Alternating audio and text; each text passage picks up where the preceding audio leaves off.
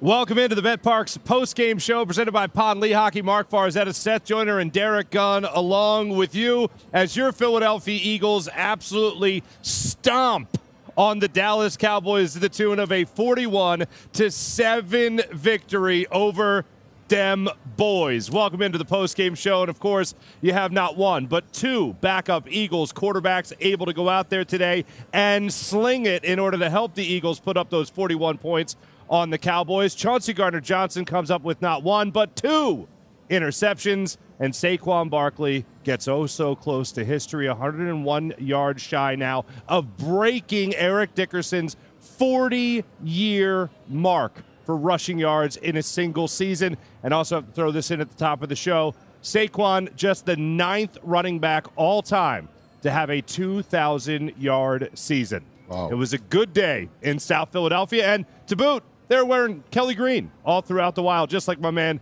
Seth Joyner wore in his Eagles career. Welcome in once again to the betPARX postgame show presented by Lehocky. So much to take away from this game. If you would have told me that the Eagles would have put up 41 points in a game where two... Did you say them boys? I said, yeah, sarcastically. I think we're going to give them a new nickname. You ready? Uh-oh. What's that? What is it? Them bums. If I would have told you, Seth, that the Eagles would have put up 41 points with Tanner McKee and Kenny Pickett playing quarterback, as optimistic as you could possibly be, I don't think anyone would have predicted 41 points in this game. Granted, 7 courtesy of the defense, but still a 41-point performance, not too bad. Listen, that was an awesome win. An awesome win.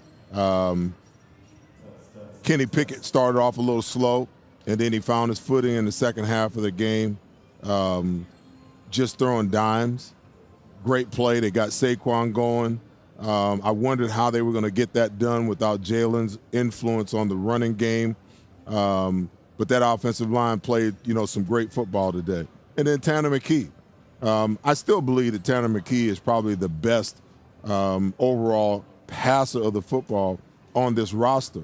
And he got in his first NFL action ever and just looked fantastic. I mean, just threw the ball with authority, on time, great rhythm. That's what he does. And then what do you say about Saquon? I mean, the guy's just an absolute beast. 31 carries today. And for anybody that thought that, the Eagles might be overusing him, think twice, because this guy's got so much left in the tank. And you could tell he really didn't want to come out of the game. I think he was really aiming at trying to get to that 200-yard mark today and only going to next week needing, 60-something yards. But a phenomenal day across the board. The defense showed up, just turned into a turnover machine the last 2 weeks. That's 9 turnovers in the last 2 games.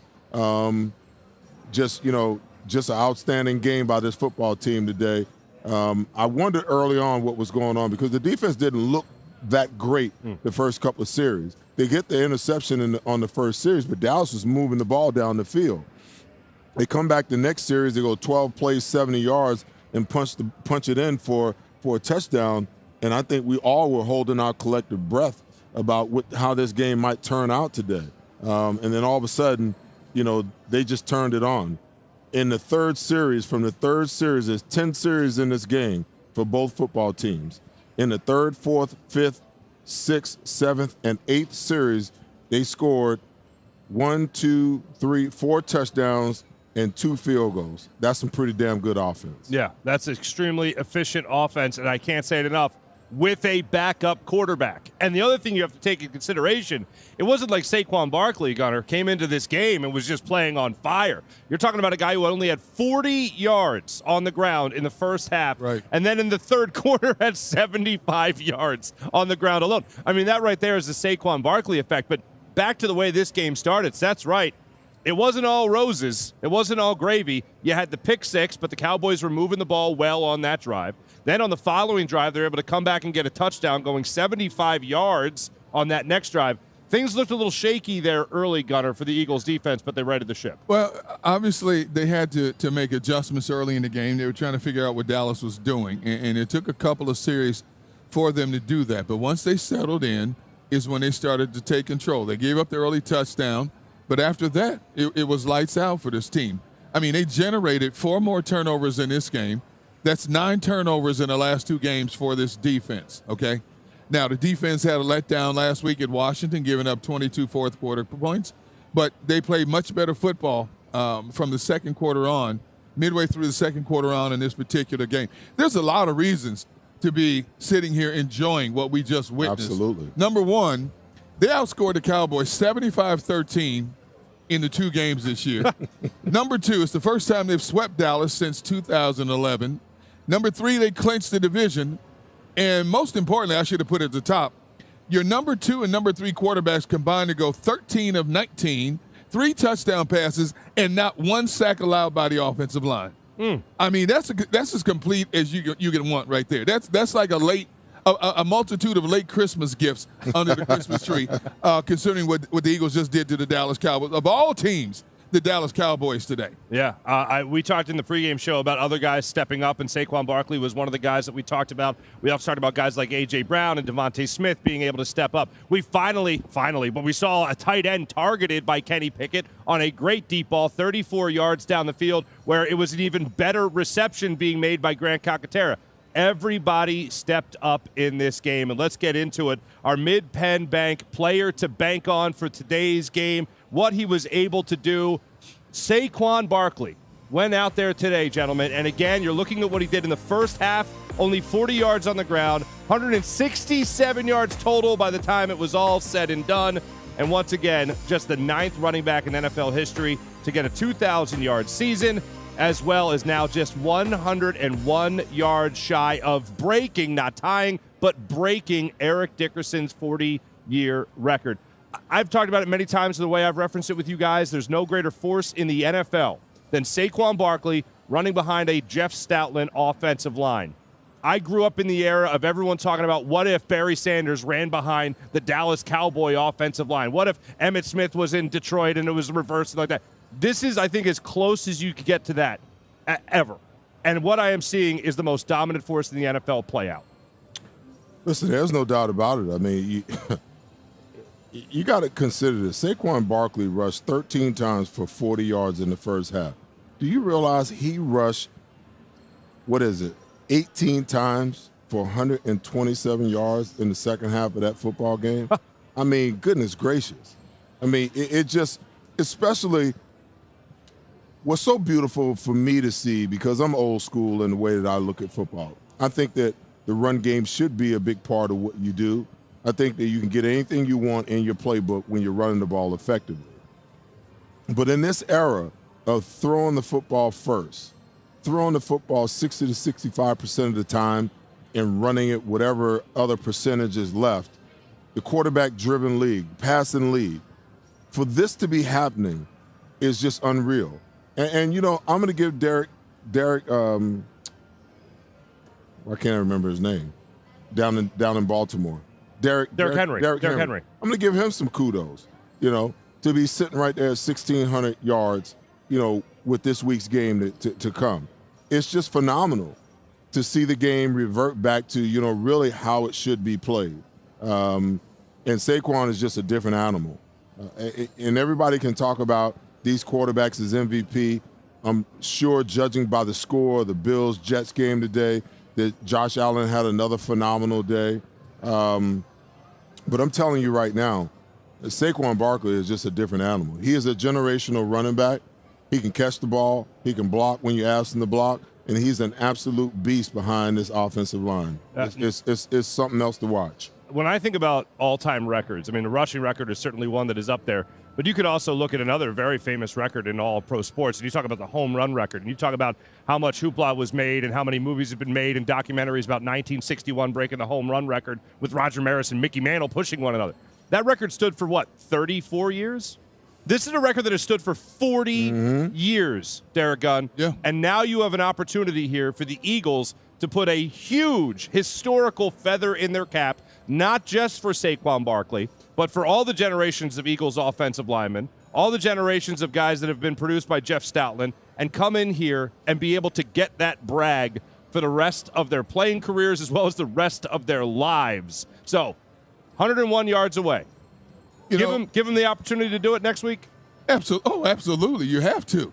You're talking about a Giants defense that's ranked 31st in the NFL against the run, giving up almost 143 yards a game. We saw what he did against them the first time. What do you think he's going to do? He may do it in the first quarter next week against the Giants. This man, you talk about what is too much for a running back in any season. With the 31 carries today, Saquon Barkley has carried the ball 345 times this season. Think about this. 300, and that's not even the receptions he's received. 345 times he's carried the football this season and still has one more game on his plate. And like Seth said, it looked like he didn't even want to come out of the game. He wanted to keep going, okay? So he might have had 40 carries in this game if Nick Sirianni had allowed him to. And he doesn't look like he's worn down in any way, shape, or form. When you're running behind an offensive line that opens the kind of holes that they've opened for him throughout the course of this season, I mean, even look at some of his 6, 7, 8-yard gains. A lot of times, he's not touched until he's beyond the line of scrimmage. Why wouldn't he be fresh? When you look at his body type and the way he's been running the football with authority, why wouldn't he not want to go next week? Why would the coach not give him an opportunity now to set that record? He doesn't have to play the whole game. He just has to surpass Eric Dickerson. Plain and simple. And just for reference, Jonathan Taylor against the Giants today had 32 carries for 125 yards and 2 touchdowns. I think it's safe to say that Saquon is going to gobble up that record next week, big time. My only thing was the Dallas Cowboys quit today. I mean, that fourth quarter, their defense especially just quit. My only thought was a couple more runs for Saquon Barkley in this game. Mark, I wouldn't say that they necessarily quit. I think they just got battered into submission. You know, the Eagles were pretty adamant about running the football in the second half. They came out, and on the first series of the second half, they had a 12-play drive, 59 yards, and they got a field goal out of it.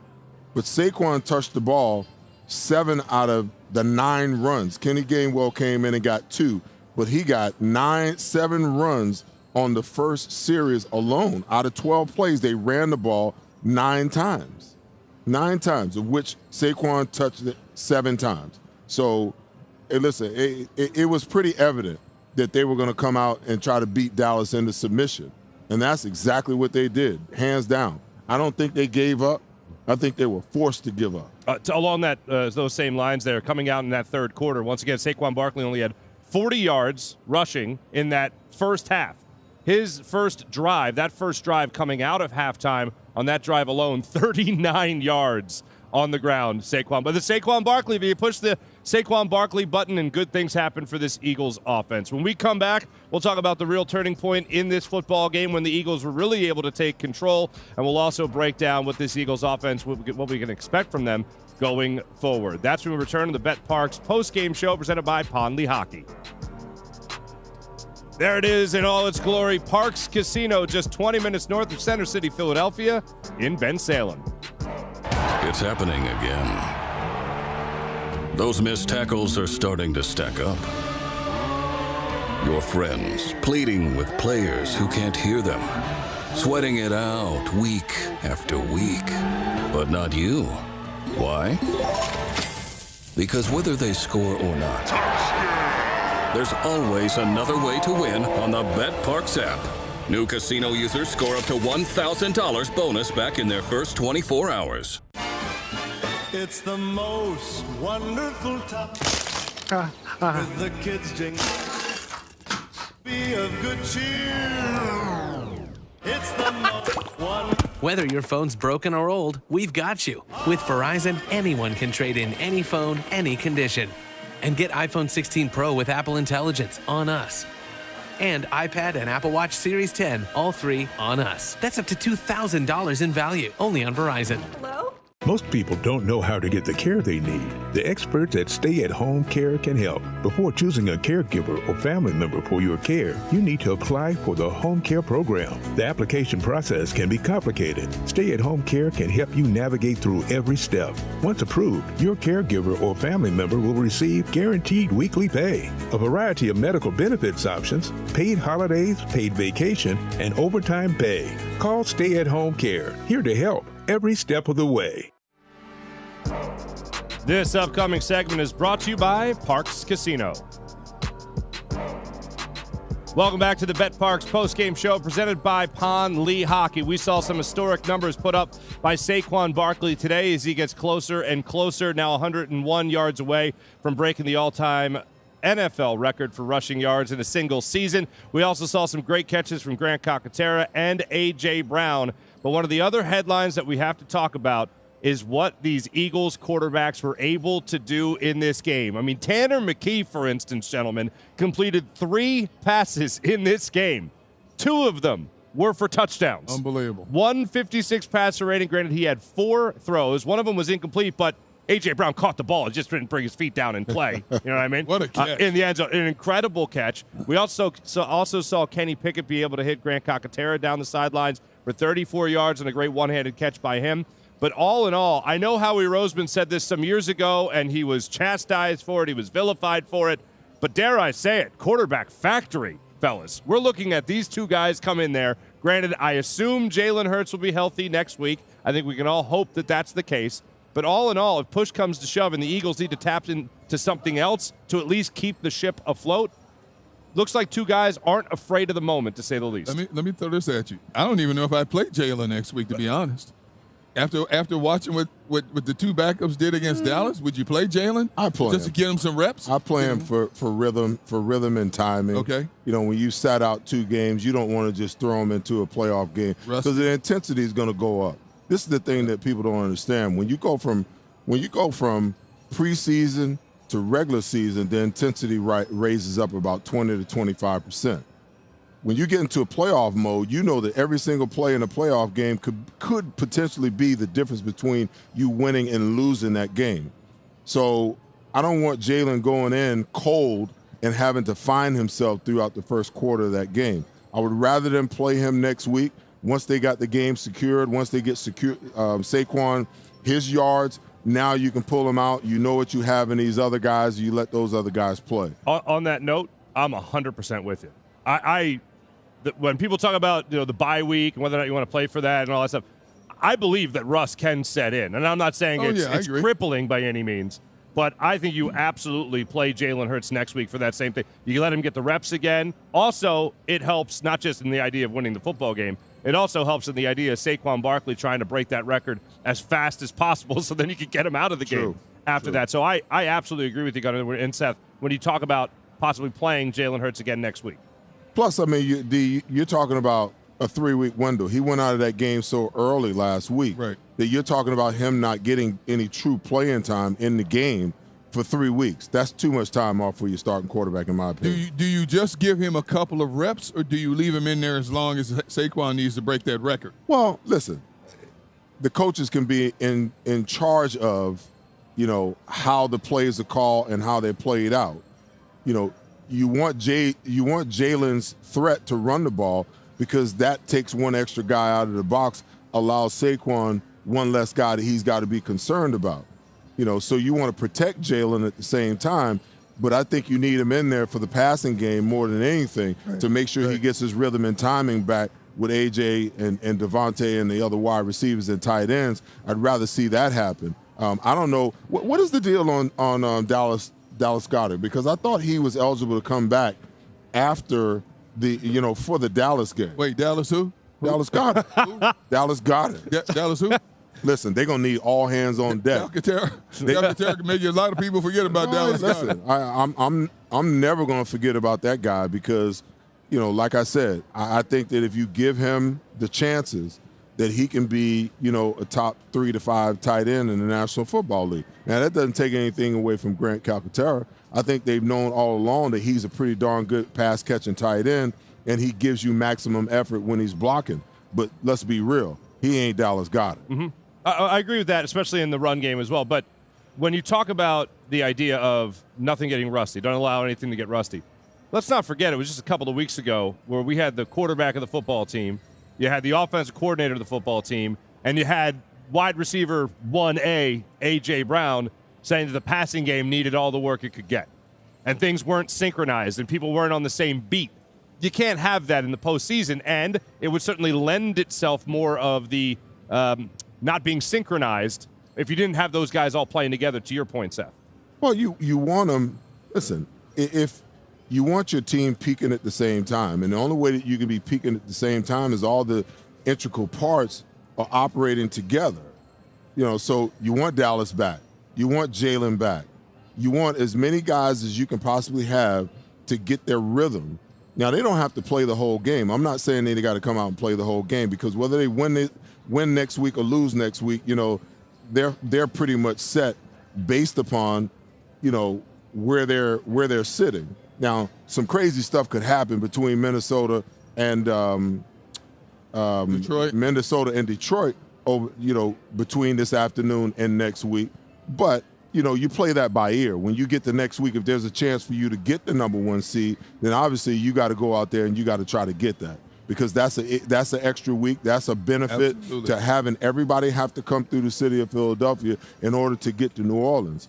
But from where I sit right now, it seems to me it's going to be a tall task, a tall order to ask, for the Eagles to get to a place where they can get the number 1 seed. I think they blew that by losing that game last week. Right. First of all you people in the chat, settle down. I was just teasing about Dallas Goedert. I have the utmost respect for Dallas Goedert.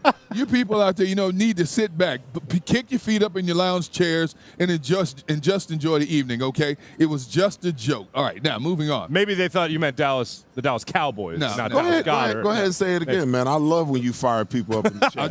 I do it on purpose, and they fall right for it. I love it. But anyway, I didn't want them to have play for something that last game. I just wanted them to be, and I know how important that 1 seed is when you consider before they went to 7 teams in the playoff, the first 2 seeds got the bye. Mm-hmm. Now it's even more important because one team gets to sit at home that first week. But if they're going to be locked into that number 2 position, go in, get your reps in, get Saquon that record, and get your guys out of there. To me, that's most important right now, because this team has shown when they play their game, it doesn't make a difference if they're home or away. They're virtually unstoppable in a lot of areas when they're on top of their game on both sides of the football. There's a reason why they're one of the most explosive offenses in the league. They've shown that most of the year. As they continue to gel after the first 4 games of the season, they've shown why they're the number 1 defense in the league. Look at how many takeaways they've had this season, especially the last couple of games. I said it jokingly last week. I'll say it again this week. I don't care if they play in a back alley with broken glass. I don't care if it's snow. I don't care if it's ice. This team can match up with anybody in the NFC. They don't have to fear anybody in the NFC, and that includes Detroit. If they have to go in Detroit and play in Detroit, I like their chances playing in Detroit. Doesn't matter to me. You can't say that about many teams that are going to be heading into the playoffs. You want them to have a certain home game, at least get that 1 win and get their momentum going. This team doesn't need home field advantage to win a game. You've played on a field with broken glass in your life. Dude, we used to play in the snow in Wisconsin. Yeah.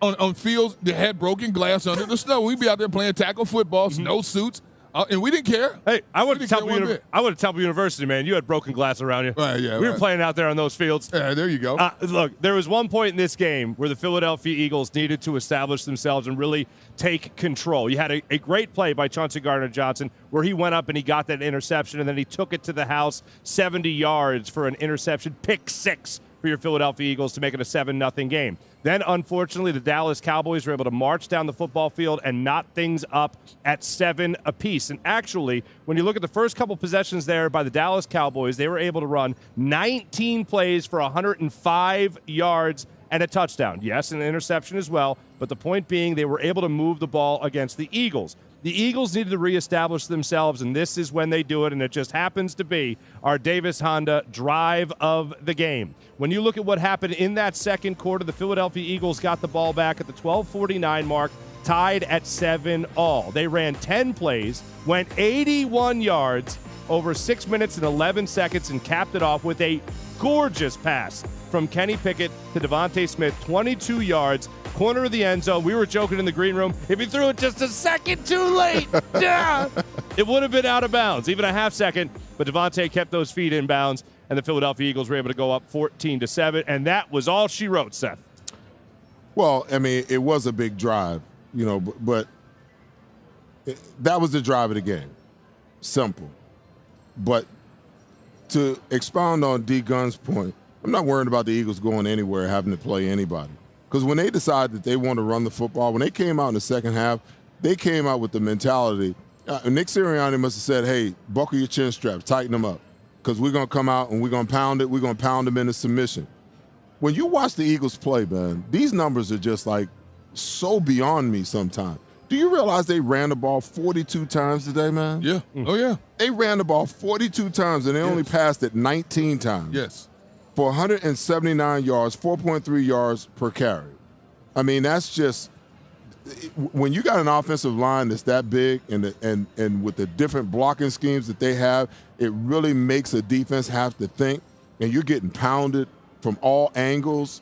You got linemen pulling this – hitting linebackers and hitting DBs on the second level.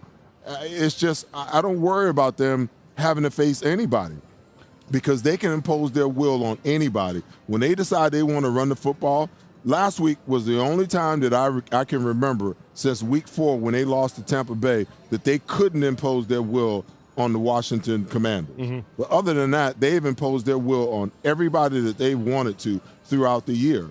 And when you think about that, because I get some clowns sometimes, that want to come at me about Jalen's numbers. And my thing is, would you rather Jalen throw for 300 yards in a game and the Eagles to be 8-8, or would you rather be 13-2, 13-3, and have Saquon rush for 2,000 yards and you're winning games?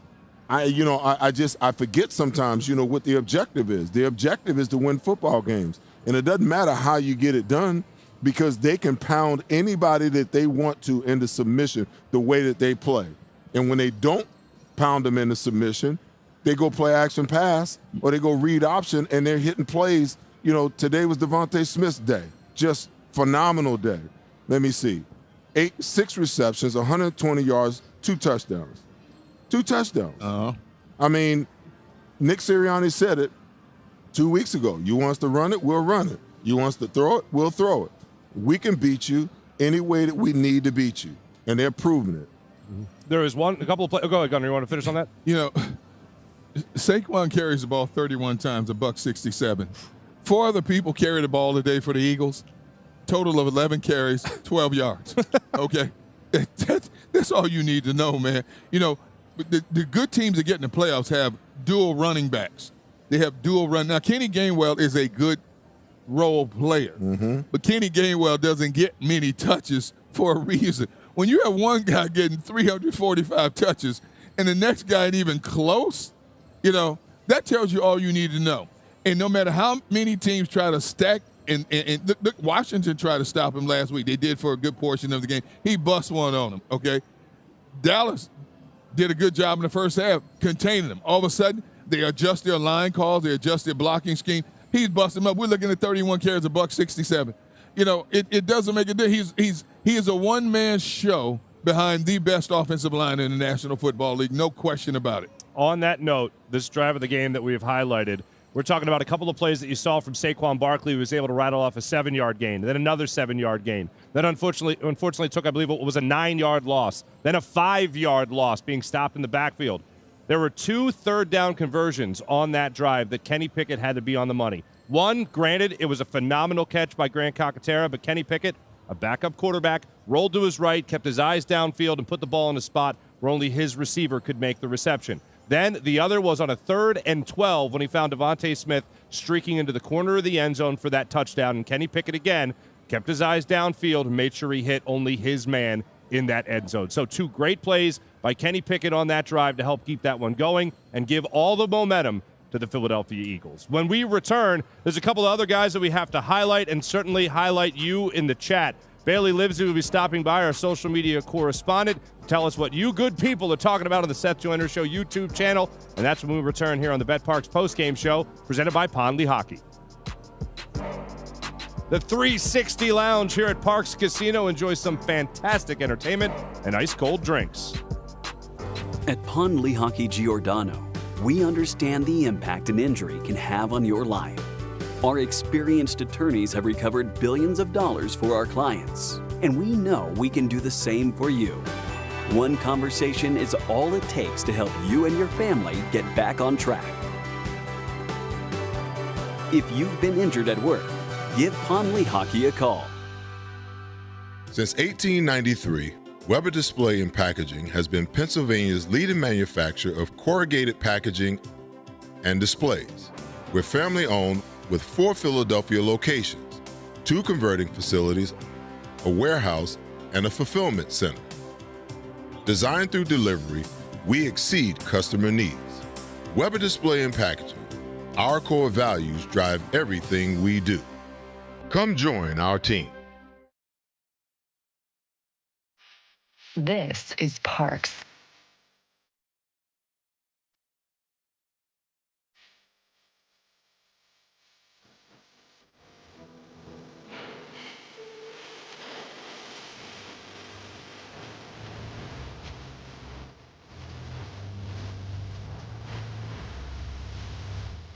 PARX, Pennsylvania's #1 casino experience. This is how you win. At Revolution X, we know that fortunes are made in times of uncertainty. Are you selling your investment real estate? Are you interested in deferring your tax with a 1031 exchange? At RevX, we're experts in 1031 exchange planning and the use of passive real estate options using DSTs. Not in the midst of an exchange and want to invest in real estate but don't know where to start? Revolution X has institutional grade real estate options for any size investor right now. Set up a consultation at RevXWealth.com. RevX, defer the tax, maximize the gain. This upcoming segment is brought to you by Pond Lehocky. On the heels of a very convincing 41-7 victory over the Dallas Cowboys, this is the betPARX postgame show presented by Pond Lehocky. Marc Farzetta along with Eagles Hall of Famer Seth Joyner and veteran Eagles reporter Derrick Gunn. Right now is the point in the show where we like to look into our comment section as our social media correspondent Bailey Livesey has been monitoring the conversation throughout. And Bailey, I would assume it has to be a pretty excited chat after today's dominance. Yes, well, we are back with an exciting few questions from the chat. What an awesome game this was. How great does it feel to give Dallas such a beatdown? These are backup quarterbacks, Seth. These are backup quarterbacks going against Dallas Cowboys, and they still did fine and dandy. Get down to your third string. Now, granted, Cooper Rush, also a backup, but the Eagles to come away 41-7, pretty impressive. Yeah, but sometimes you gotta be careful when you write checks. You gotta make sure your ass can cash them. And Micah Parsons, in like fashion, talked a whole lot of nonsense, a whole lot of trash all this week about this game and how nice it would be to come in, and knock the Eagles off, and make them have to play the full game next week in order to win the division. And they just got stomped, just motorboated. So, listen, it's always great to beat the Dallas Cowboys. They're our most hated rival, that's for sure. But it's even better to beat them when they come in talking a bunch of junk. Like they probably looked at that Washington game last week and thought they could come to Philly and get us. They got us all right. It wasn't the kind of getting that they thought they was going to get, D-Gun. I can't emphasize this enough. A Jerry Jones team demoralized twice in one season by the Philadelphia Eagles. What else could you ask for? Jerry got exactly what he deserved. Dallas got exactly what they deserved. The Stars tarnished for the season. They're out of the playoffs, and they got their butts handed to them worse than they did by the franchise quarterback. 2 backup quarterbacks came in and took them apart and didn't have to throw, 20 passes between them to do it? Hand the ball off to Saquon. Let Saquon do his thing. Defense did the rest. No. What else could you ask for? Merry Christmas, Happy New Year, Dallas Cowboys. A late Christmas gift. Yes. What did you say? 75-13, the Eagles? 75-13 in 2 games. Good Lord. What else do you want? That sounds pretty good. What else do you ask for? I think I got it. I think I got everything I wanted. And 19 and the throws. Eagles going to the playoffs, and Dallas taking their raggedy butts home. And Saquon 101 yards shy of breaking the record. Breaking the record. And he gets an opportunity to do it against a team that gave up on him. You talk about poetic justice. It's the perfect scenario. Or as that movie, The Perfect Storm. I mean, 7 days from now, we're going to be sitting here talking about the new NFL single-season rushing record leader. I am eager for that moment. Also, I'll add one more thing to it, as you've mentioned earlier, Gunner. 9 takeaways in their last 2 games. 9 takeaways. Bailey, division opponents. Bailey, I'd say we're pretty excited. Pretty excited about what's going on with this Philadelphia Eagles team. What else do you have for us? Well, there are so many offensive weapons going into the playoffs. Is Saquon Barkley your guys' MVP? Oh, I mean, you're talking team MVP or league MVP? I mean, I think the MVP, if stated under the terms that it's stated, should mean the most valuable player in the league. I don't think when you look at the Philadelphia Eagles, there's a more valuable player on this football team than Saquon Barkley, and what he's done this year. Now, Jalen, in my opinion, is a valuable commodity because of what he presents and how he offers the opportunity at times for Saquon to have big days, big rushing days. Because anytime he sticks that ball out, he can always pull it and take off with it, and defenses have to be cognizant of that. They have to play that. But when you look around the league, my goodness, I guess all the guys that are in the running, you would say that Josh Allen is the most important player to his team. Certainly Lamar Jackson is the most important player to his team, with Derrick Henry right there a close second. But, we're a little biased here in Philadelphia from the standpoint of, how we view our players and how the rest of the league, views our players. I think that Saquon Barkley, especially if he breaks this record, that he's the league MVP. That hands down, there's no doubt about it. But I still think, that Josh Allen is going to be the guy that wins that. And the other thing is too, I think we need to start. We need to look at why it is that Nick Sirianni with a record of 47-20, I think it is never in the conversation for Coach of the Year.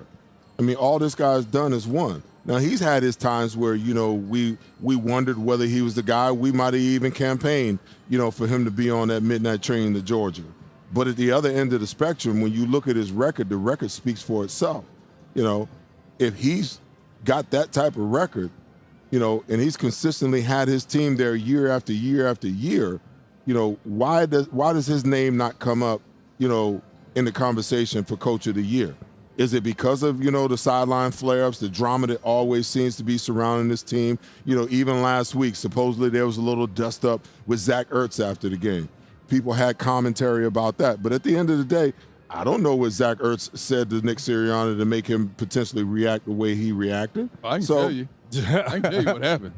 Zach Ertz basically high-fived Nick Sirianni too hard. He was so pumped up. And Sirianni said, "What did you do in the game?"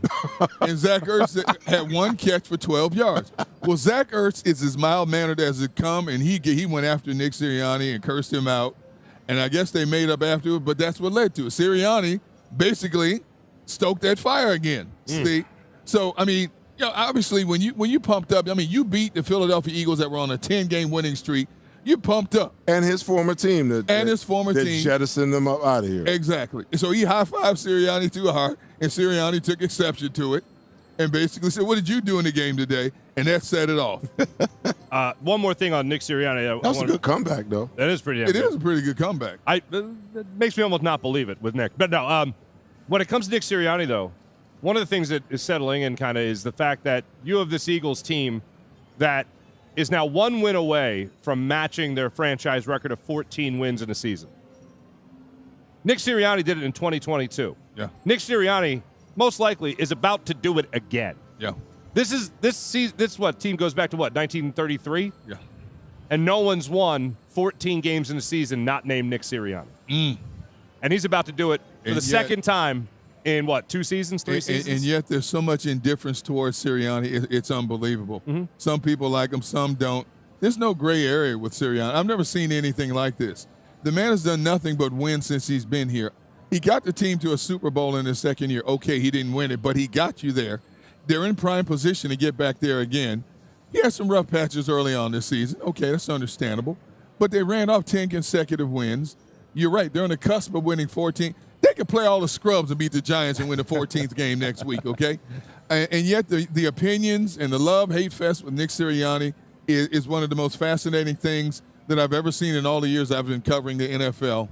And even if he wins the Super Bowl, I still think there's going to be a percentage of the fan base that's not going to be big Nick Sirianni fans. Certainly, because he'll do something next year to make us question it. Or maybe even offseason. Yeah. Maybe in the offseason. But to go back to a couple of things here. One was Saquon Barkley. I think Saquon Barkley is the MVP of the league, but I think Saquon Barkley needs to get the rushing record to be named the MVP of the league.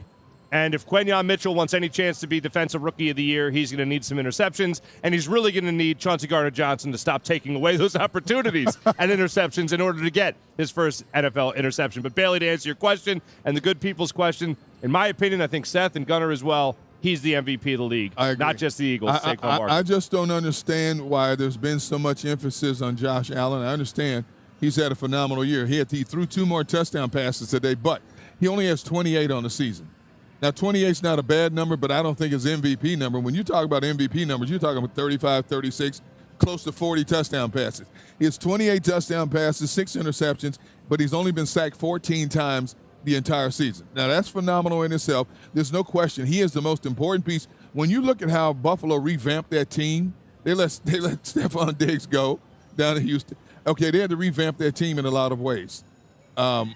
He is an important cog. He is the most important cog in the ball, but I don't think he's MVP worthy. I just think the league is too adamant about giving this trophy to a quarterback instead of looking at the overall scenario. Oh, I mean, if you're going to talk about that, you got to look at Lamar's numbers. His exactly. Numbers don't equal up to what Lamar is posting. I agree.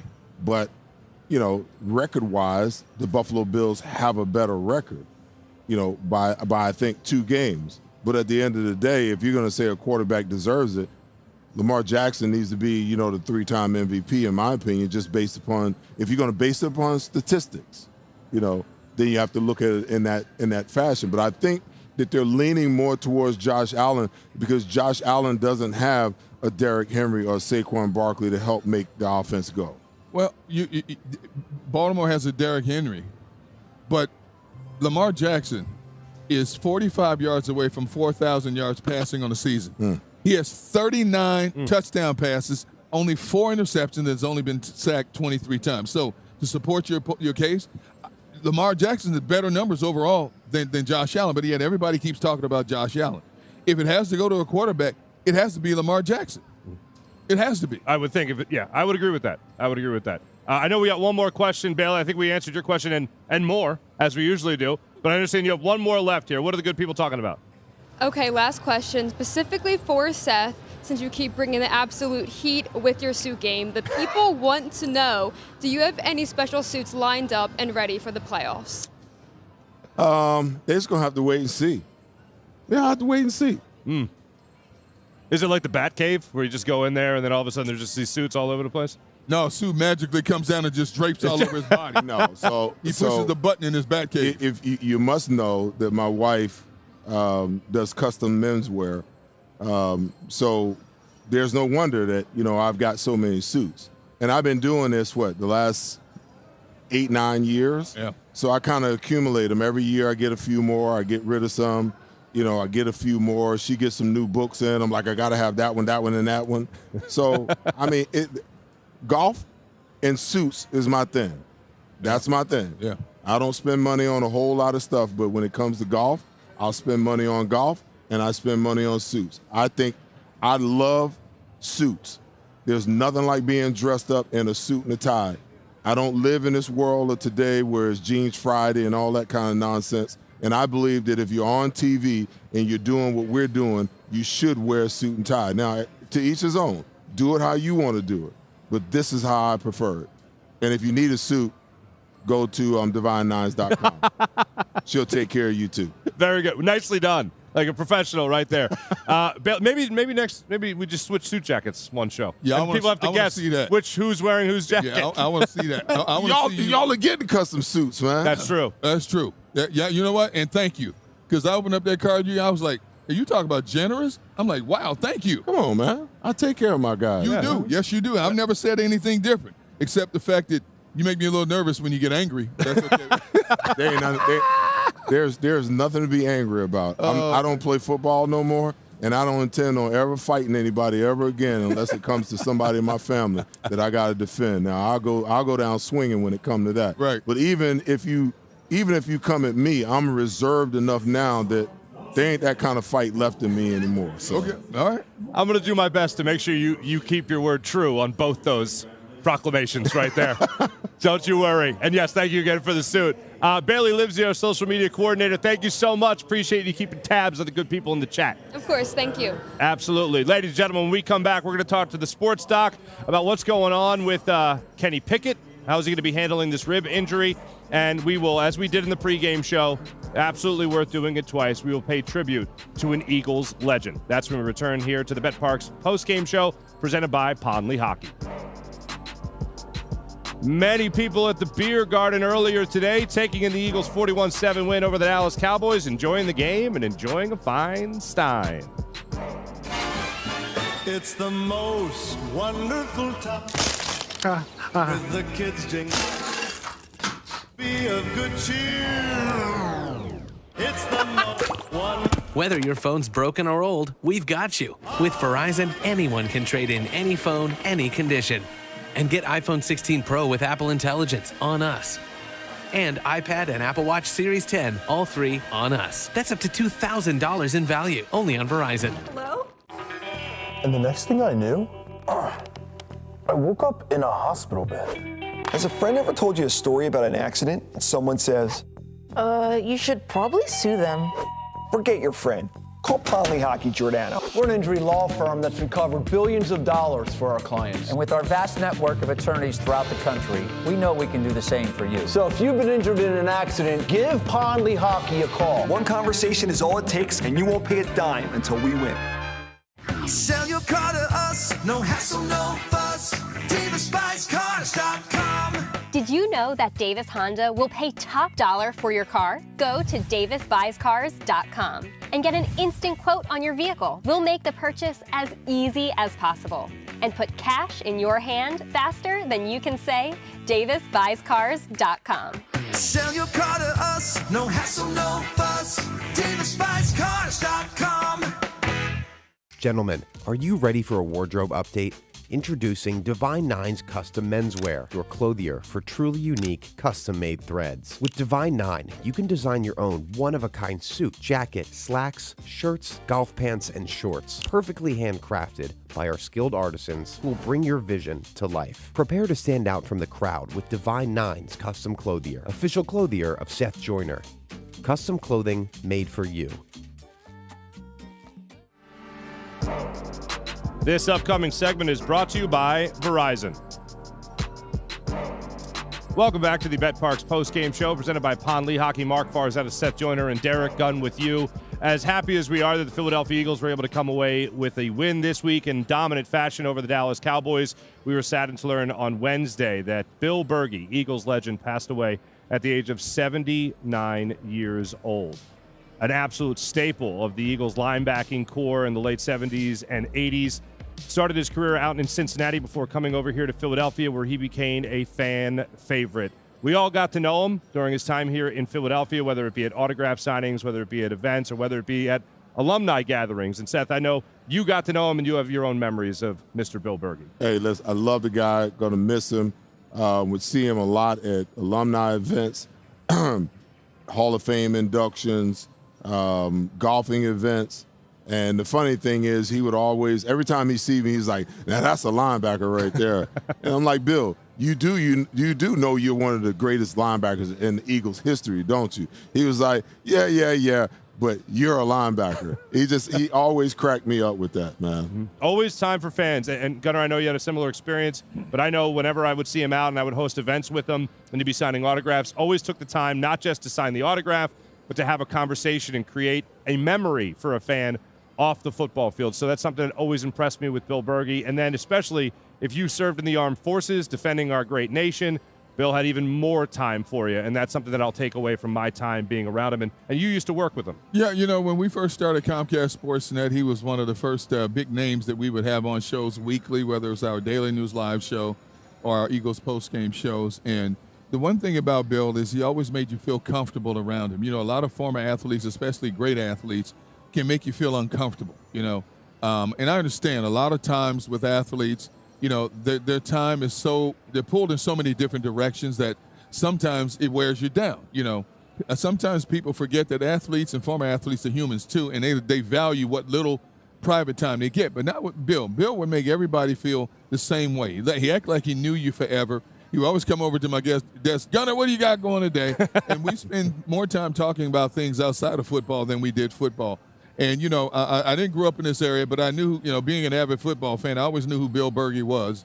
And it was just my pleasure to get to know him through the early years of Comcast Sportsnet. 7 years wearing, ironically, the Eagles' Kelly Green, just a little bit more swag on the sleeves during his day. Yeah. Bill Berge will certainly be missed. Again, gone at the age of 79, passing away Wednesday from cancer. So Bill Berge and Bill Berge's family, our thoughts and prayers go out to you. As far as the position group goes that Bill Berge was heading up for all those years, and then you later, Seth, the Eagles got thrown a curveball today with Nakobe Dean not being out there. Oren Burks stepped in at a time. Jeremiah Trotter, the hatchet man, if you will, he went out there and played, I thought, admirably today, this Eagles defense. I thought the linebackers, the defense across the board, like I said, they got off to a slow start. But once they got rolling, after the C.J. Gardner-Johnson interception and then that second drive where the Cowboys went 12 plays, 70 yards, and punched it in for a touchdown, I thought the Eagles' defense was outstanding. And this, earlier in the year, they weren't getting a lot of turnovers. And, 9 turnovers in the last 2 games. They come in bunches. And I hope that they continue to come because they're going to need them, as they move into, the playoff realm. It's such an important part of the game, and I don't think there's a single statistic that speaks more to wins and losses than turnovers, in professional football. Mm-hmm. There's something, Gunner, that we've been talking about earlier in the season, especially when Jalen Hurts was still going through his through his turnover woes. The fact that, he was giving the ball away, but the Eagles defense wasn't taking it away. Right. Every once in a while, you were lucky to see a Reed Blankenship diving interception to help seal a game, but those were few and far between. Now you're looking at Chauncey Gardner-Johnson, who seems to really be stepping up to the plate in that regard. You're seeing a defensive line, most notably a guy like Jalen Carter not being afraid to put a fist out there and try to knock a ball loose. And then a guy like Oren Burks comes up today. He helps create a fumble. You see guys like Cooper DeJean being able to be Johnny on the spot, jumping on a loose ball. And time again, this defense is really sniffing out that football. I don't think we can say enough about the depth and the versatility of this team across the board. You look at the times they've had offensive linemen go down or miss games and who steps in. The running game, the protection game is up to par for 9 times out of 10. You look at defensive players who go down, they bring somebody else in. Oren Burks today. He led the team in tackles with 8 tackles today. Your 2 linebackers combined for 15 tackles to lead the team in tackles today. It's always somebody. CJ goes down or he's out of a game. Somebody else steps up. And that's a sign of a team that's on a special journey throughout the course of the NFL season. The biggest picture is this team has been relatively healthy. When you look and compare this team to a lot of the teams across the National Football League, and I'm talking about teams that are destined for the playoffs this year, you look at how they've been nicked up and missing key players. This Eagles team has been relatively healthy for the most part. And even with Jalen Hurts down, look at what they did against the Dallas Cowboys team that wanted to play the role of a spoiler today. They have nothing else to play for except to put a little demise into the Eagles' journey to get to where they want to go. They couldn't even come close. It made the game interesting for a quarter, and after that, the Eagles' dominance took over in this game. Pretty fantastic. Now, before we get to our sports doc, Dr. Bruce Grossinger, and plenty to talk to him about, we want to make sure we get in our giveaways, and I certainly hope you guys are following Seth Joyner Show on all social media platforms so you could be like, these people, Seth. What are we giving away here? So we got winners of our mini helmet, signed mini helmet, and signed football. They'll get a mini helmet and a football apiece. Like I said, we're going to continue to do this as long as the Eagles are playing. So there you see Taylor Allen and Sean Gillespie are the winners today. if you guys will contact me at any one of those social media platforms, we'll be sure that we get those out to you this week. All right, Sean Gillespie, way to be. Taylor, way to be. Way to be. Heads up. Make the play in the chat and follow Seth Joyner on all social media platforms. All right, let's get to our doc. There's a lot of injuries to talk about. Jalen Hurts, Kenny Pickett. We'll get to this. Dr. Bruce Grossinger joins us right now, our sports doc. Doc, welcome into the show. Let's talk about Kenny Pickett.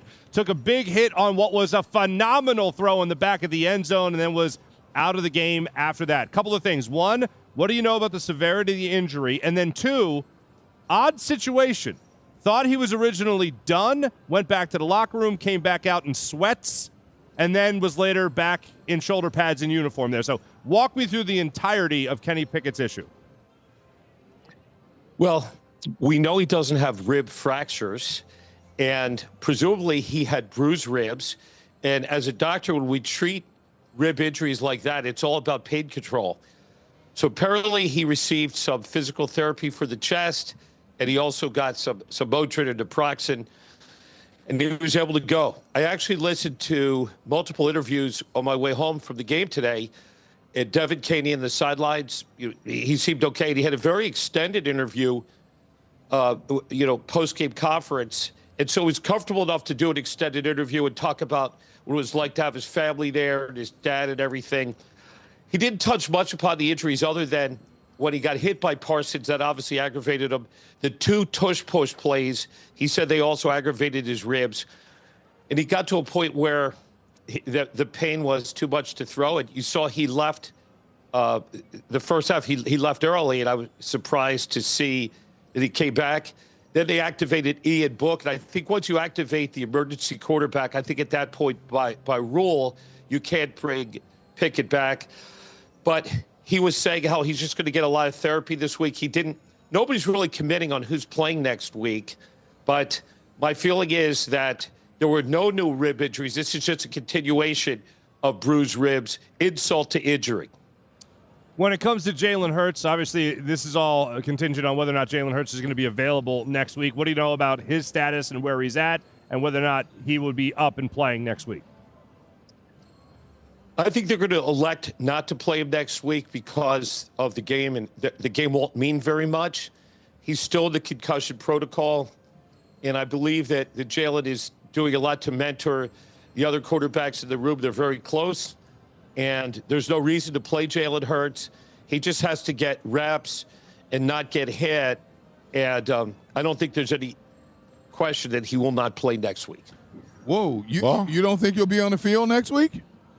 I'm predicting he won't. I'll predict that. See, that you guys I don't laughed think at me, there's a need to play him. It's a meaningless game, and that's we'll see what happens, but that's my prediction. Dr. Bruce, Dr. Derrick. Good listen, Lord. I hope you're wrong, Doc, because 3 weeks is a long time not to be on the field, to be thrown into a playoff environment. So I hope you're wrong with that. I hope that he clears protocol early in the week and he's ready to go by Wednesday practice. Two players that I'm concerned with. I know that Dallas Goedert has been on IR, and I thought that he was designated for a practice window opening this week for the Dallas game. I saw him on the sideline.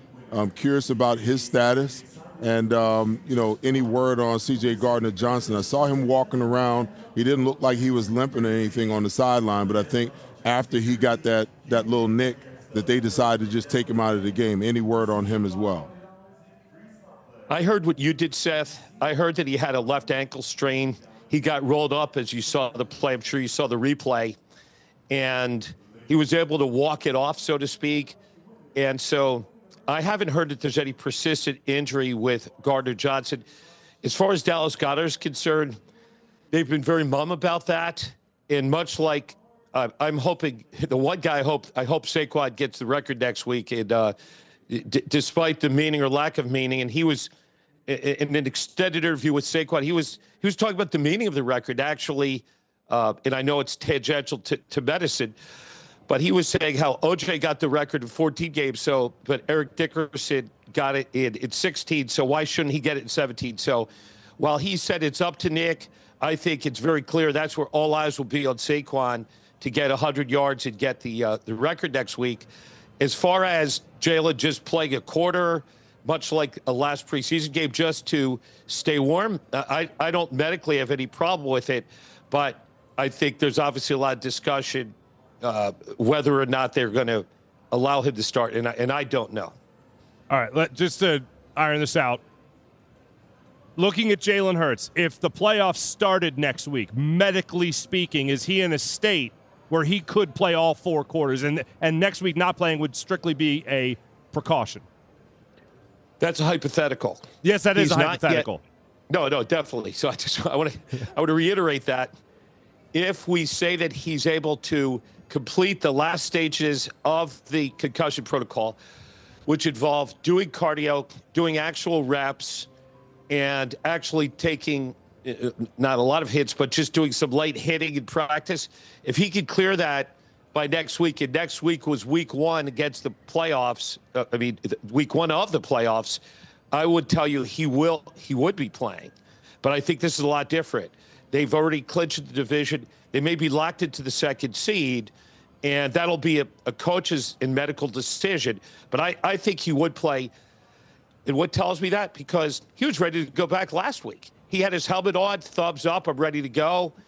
And because of Christmas and Christmas Eve, this was a very short week. He didn't even have the time to complete 5 stages of the protocol. So, Mark, with your hypothetical, I think he would play. Okay. Interesting. Last one for me. I just want to talk about Nakobe Dean, abdominal injury. When I see that, I start to worry a little bit, maybe an oblique or something like that. What do you know about Nakobe Dean and what his status could be, not just for next week, but for the playoffs as well? Well, I know the different types of abdominal injuries. There are strains, oblique strains. There can be very mild sports hernias. I sure hope it's not that. If it was a sports hernia, I think we would have heard that it was that. And my hope is that, with the abdominal area, much like the hamstrings, it's a tricky area, and there is no reason to push the issue. And I see no reason for Nakobe to play next week. But beyond that, we have to wait to hear more data before we can comment on Nakobe's status for the playoffs. We sure hope that he can come back, because him and Bond are a hell of a dual team at the linebacker spot. Fair enough. Dr. Bruce Grotzinger, our sports doc, we appreciate you chiming in, letting us know the latest on the Eagles injury front. Thanks a lot. Thank you, Dr. Bruce. I want to flip it back to the defense. Hold on a second. We're all on the same page, though. Jalen Hurts, if he's healthy enough to play, he plays next week.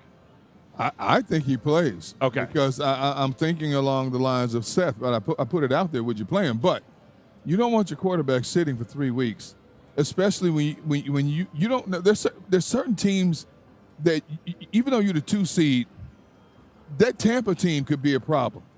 Todd Bowles has always had Jalen's number, okay?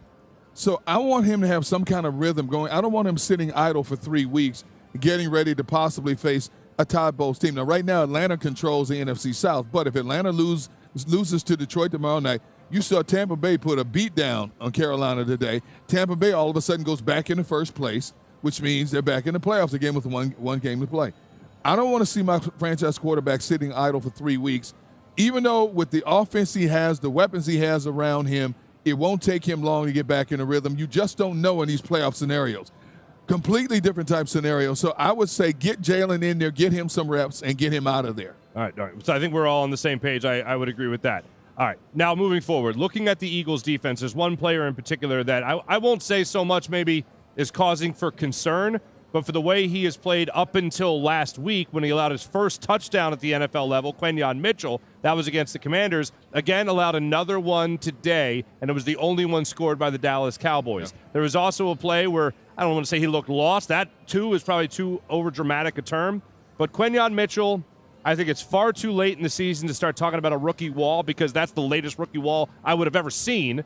But Quinyon Mitchell, any concern with what we've seen from him over the last 2 weeks? I don't think concern. I don't get the sense that there's a rookie wall with him. I just think that, a couple of technical flaws. The same thing that got him beat against Terry McLaurin last week looked like it got him beat for, a pass today. They got a blitz call. He's sitting inside on any in-breaking routes or anything out that he can break out and use the sideline as his 12th man, and the guy just runs right by him. He runs the go route. You know, his technique is usually flawless, where when a guy releases, he doesn't pick a side, he doesn't turn his shoulders, turn his hips one way or the other.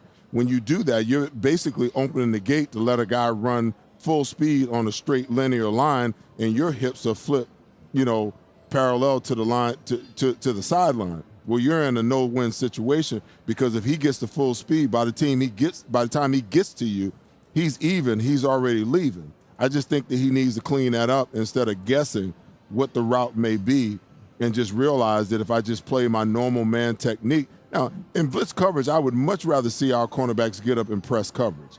Get up and press coverage, inside leverage, you know, even though, you know, you got the inside guy, I would much rather see them get up in man coverage, inside technique, and press at the line of scrimmage, take your one jam, force the guy to outside release. Now you can roll with him and run with him. But there was 2 plays in that game that kind of, in my opinion, we talked about it during the game, that kind of threw him off a little bit. You know, the first time, you know, he's on the guy, he's in press, he gets the press, he's in phase with him, he gets his back on him, his backside hand is feeling for the guy so he can run with him and see the ball at the same time. Well, the guy runs a stop route, you know, a 15-yard stop route, and he kind of gets lost and he pushes the guy out of bounds. Then he comes back the next play on that actual touchdown play, and you could see, you know, when the guy scored a touchdown on him, he was the exact opposite. Now, I've not seen Quinyon Mitchell not one single time this year playing a ball in the end zone, face guard a guy where he can't see the ball. Now, that's a result of that stop route, that back shoulder fade, the play before on the sideline that got him. So now, you know, he's flipped the 2 techniques.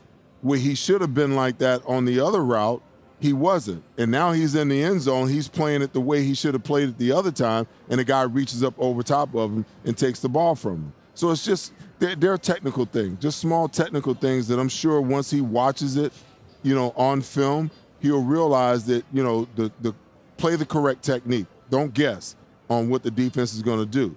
Because, you know, our blitzes are not designed in a way where we get a free runner to, you know, to the quarterback. Our blitzes are designed to send 5 guys or 6 guys and force either the tight end or the back to stay in, so that we can create one-on-ones for Jalen Carter and the guys on the edge to get home. They're not designed for the linebackers to get there, you know. So until we start designing plays that way, where we know that, hey, we got a free runner, and most of the time that's in zero blitz. And very rarely do you see Vic Fangio run zero blitz. You know, in zero blitz, that ball has to come out right now, because you got a free runner. The quarterback's got one read and one read only, and it better be the right read and the right throw. Well, now you're anticipating that ball coming out right now. You can play it that way. But when you're running a 5-man pressure or a 6-man pressure and you still got single high safety, you can't play it that way. Quite the bar he set for himself. 2 touchdowns, 2 weeks. Hey, every cornerback in the history of pro football has gotten beaten in some point of a season. Think about the string of games that he has gone without giving up. True. Now, even if, and let's face it, coordinators look at film and see tendencies. And maybe, just maybe, a couple of coordinators saw something in his technique overall that lended them to believe if we do certain things, we can get the best of him in the last couple of games. Now, you come back, Fangio looks at the film and says, okay, you need to change this, this, and this to get back to where you were. It's a cat and mouse game back and forth every week. You know, the fact that he gave up 2 touchdowns, so what? It happens. Right. There's nobody who goes through their entire career as a DB not giving up a touchdown. He almost did. 2 touchdowns in 17 games. I'll take that every time. 2 touchdowns in 16 games, rather, and, you know, you're a rookie. Yes. That's still pretty damn good. There are cornerbacks out there making $40, $50 million contracts and giving up 7, 8, 9 touchdowns in this season. Man, what cornerback is that making 40, 50? Hey, man, I'm not talking about in one season. I'm talking about over the course of a contract. I got you. All right, here's my last question. Here's my last question on Quayman, because for the record, I'm not worried either. Right. Again, it's a high bar he set for himself. But is he ever going to get an interception in his NFL career? Wow. Or is just Chauncey Gardner-Johnson going to take everything away from him? He will. And when he gets them, they're going to come in droves. Listen, you go back to early in the season, you know, very rarely do you see cornerback get those types of those overthrow interceptions. Most of the time, they're either rolling up and the quarterback doesn't realize it, or they're playing press technique and the wide receiver runs, a little up, stop, and comes back, and he reads it perfectly, and he breaks underneath it and catches it that way.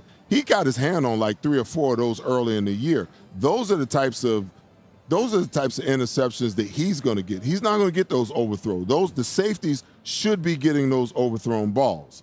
But I think at the end of the day, when they come, they'll come in droves, and he'll get to a point. The reason why he didn't get those early is because I believe that he didn't have full confidence to jump the route.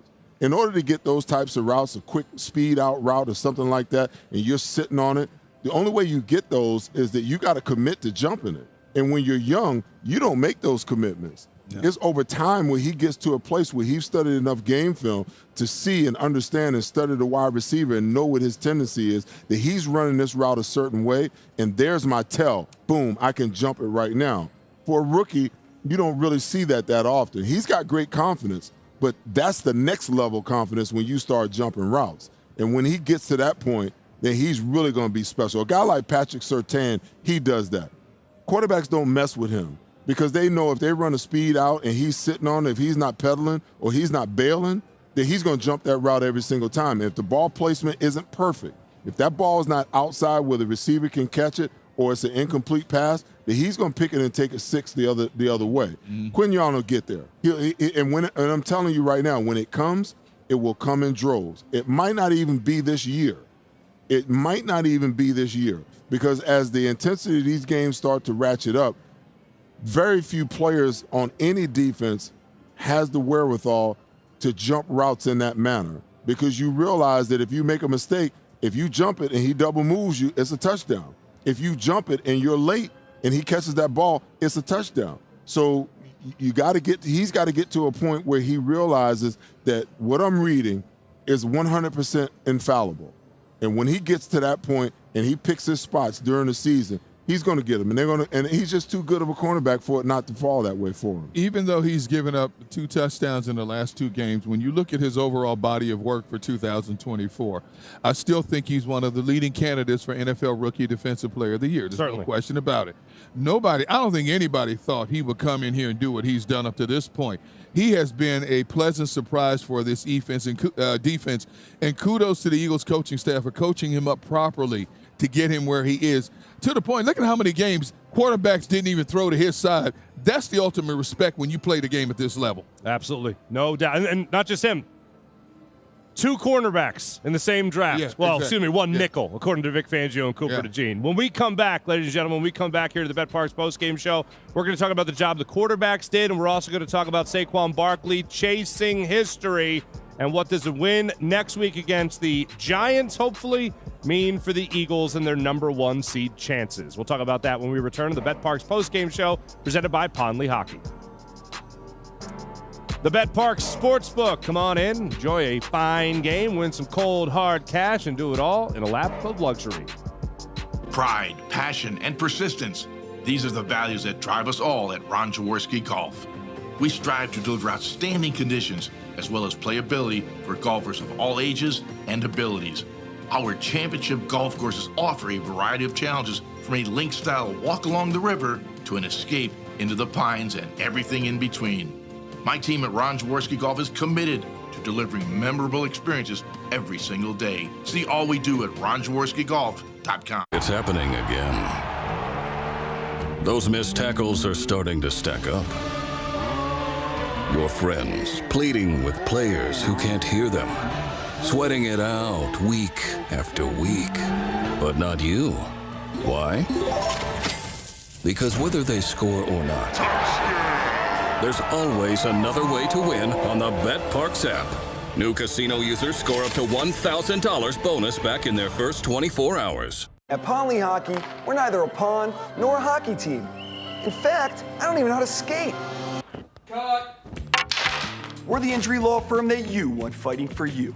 With our vast network of attorneys across the country, we know the playbook on injury law. It's how Pond Lehocky recovered billions of dollars for more than 100,000 injured and disabled workers. And we know we can do the same for you. So give Pond Lehocky a call. No other law firm will fight harder for you. And you'll never pay a dime until we win. It's the most wonderful time with the kids jingle. Be of good cheer. It's the most wonderful. Whether your phone's broken or old, we've got you. With Verizon, anyone can trade in any phone, any condition. And get iPhone 16 Pro with Apple Intelligence on us. And iPad and Apple Watch Series 10, all three on us. That's up to $2,000 in value, only on Verizon. Hello? This upcoming segment is brought to you by Stay at Home Home Care.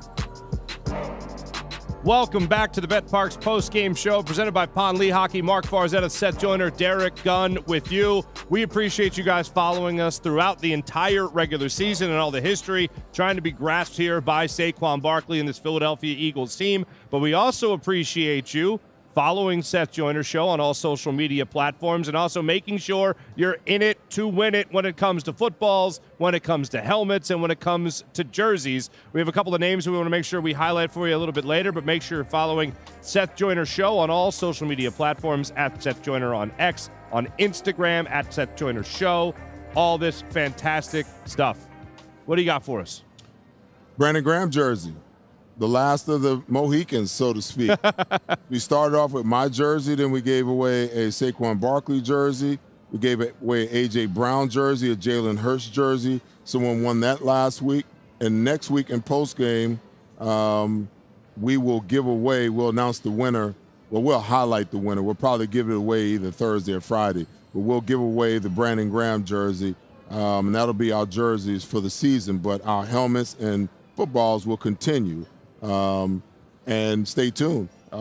If we get lucky enough to be able to commandeer a couple of playoff tickets, we might give away some playoff tickets. Someone won we had someone who won tickets today to the Dallas game. We're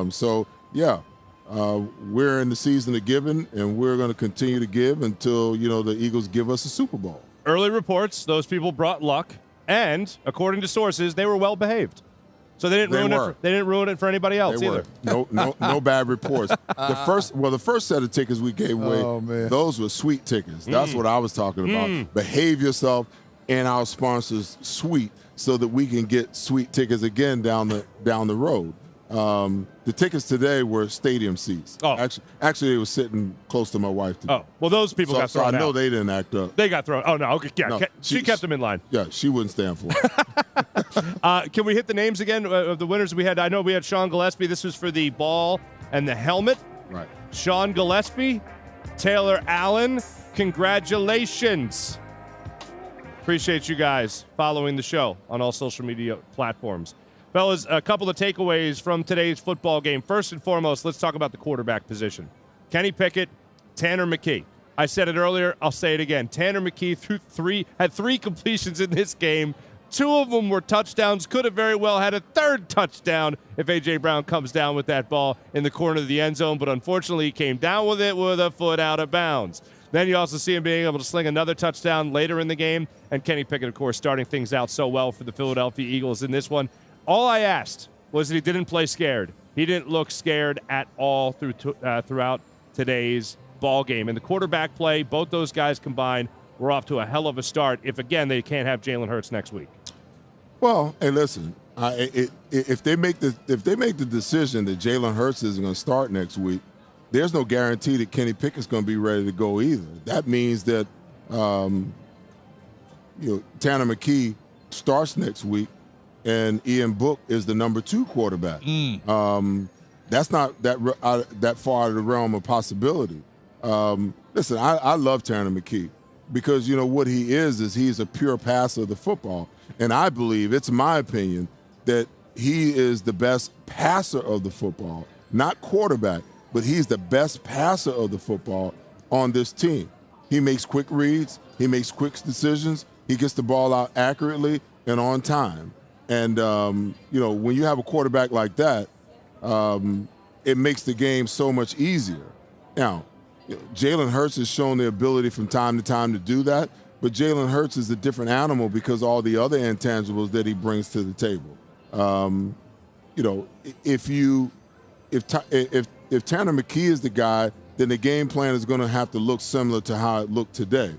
No read options, no RPOs, none of that kind of stuff. You're just going to be straight drop back on passing situations, a couple of bootlegs from under center here or there, but you're going to pound the ball with Saquon Barkley, try to get him his yards, get him out, put Kenny Gainwell in, and then Tanner McKee is going to do what Tanner McKee is going to do, probably with some backup wide receivers and tight ends as well. Well, on that note, was that at all of a surprise? Because we talked about it in the pregame show. What we wanted to see was some play action, obviously run the slant. First play of the game was one of the scenarios we laid out in the preseason. Is it going to be a play action where you're set up as an RPO and you pull it and then you end up hitting A.J. Brown on a slant? Well, it was that play. It was horribly executed where Kenny Pickett sailed it over the head of A.J. Brown. Turns out that would be one of the very few bad throws that he would have on the day. But at all surprising that the Eagles did not go that route with more play action, at least more RPO formation, for lack of a better term? Yeah, I think what this shows is this offense is quarterback friendly, period. And they don't have, to me, the Eagles don't have a concern about running their offense. Now, if it was a much closer game, maybe they played a little bit more conservative. But I think the way this game played itself out, it gave both of these guys some valuable experience within this offense in case they have to play meaningful football down the road. We want to see that. We want to see Jalen in there. But, things happen. And I think there's when you look at offenses in the National Football League, you look at a Sean Payton offense in Denver. You look at a Sean McVay offense with the Rams. You look at Andy Reid's offense in Kansas City.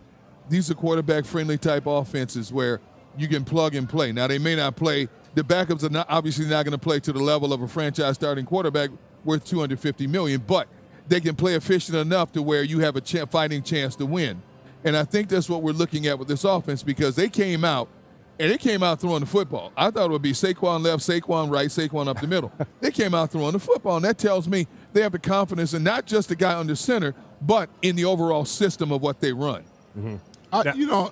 I don't disagree with D. Gunn very often, but I disagree that this offense is built, for all three of these quarterbacks. I will still contend that there were some massive adjustments made to the game plan to fit these two quarterbacks that would allow them to operate efficiently. Mm-hmm. What we saw today is not Jalen Hurts' offense. That's to me. No. Yeah, so I think that, they made the proper adjustments. They had the time throughout the week to put Jalen to put Tanner and Kenny in a position to execute, the type of plan that they had. That's what they didn't have when all of a sudden Jalen went out last week and they had to put, Kenny in the game. Was they didn't have the luxury of having him have the practice time to work with the wide receivers, so on and so forth. I'm pretty sure that Tanner got some reps this week as well. Something that, these quarterbacks don't normally get when Jalen is healthy. I will still die on the hill that the Eagles need to go out and find a quarterback, whether you get him through undrafted free agency out of college, because every college team is running something similar to what the Eagles like to run with Jalen Hurts. They need that quarterback that if Jalen gets hurt, that when you put him in the game, you don't have to adjust the offense. That if Jalen's not going to play the following week, that you don't have to devise and put together an offense that fits that guy. You need to find and develop that guy that has the skill sets that Jalen possesses to run the RPO, to run, the read option, to run everything that they run within their offense. He can actually run the football as well. Now, he's not going to be Jalen. He's not going to be able to operate the offense that way.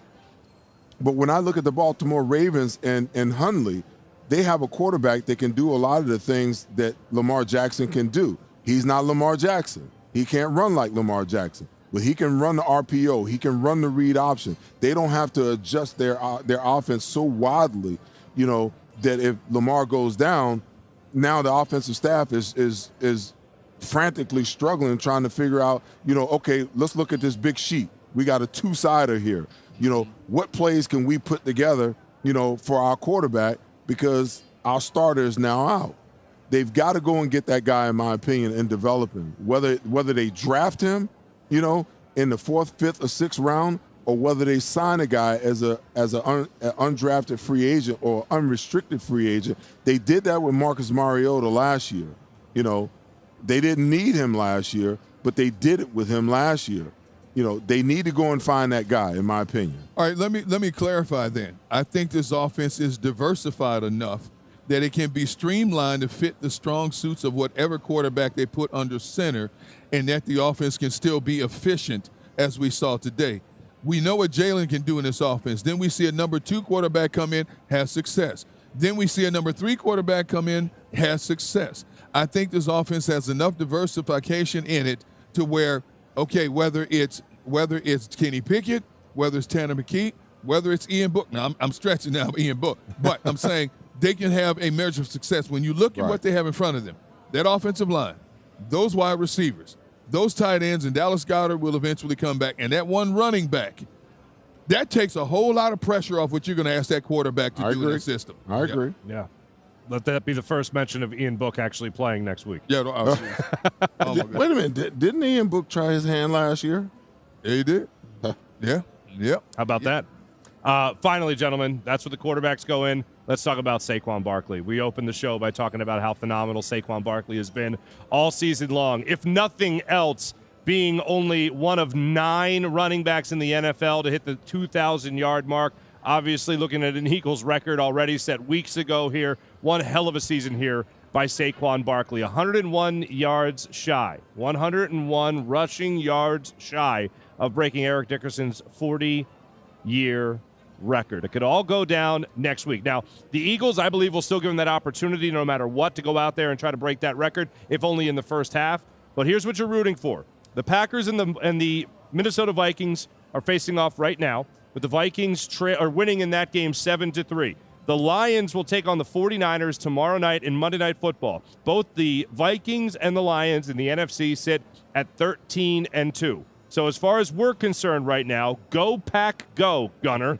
Beat those Vikings, all right? And let's go 49ers. I know we talked about it all throughout last year, how much those 49ers whine all the time.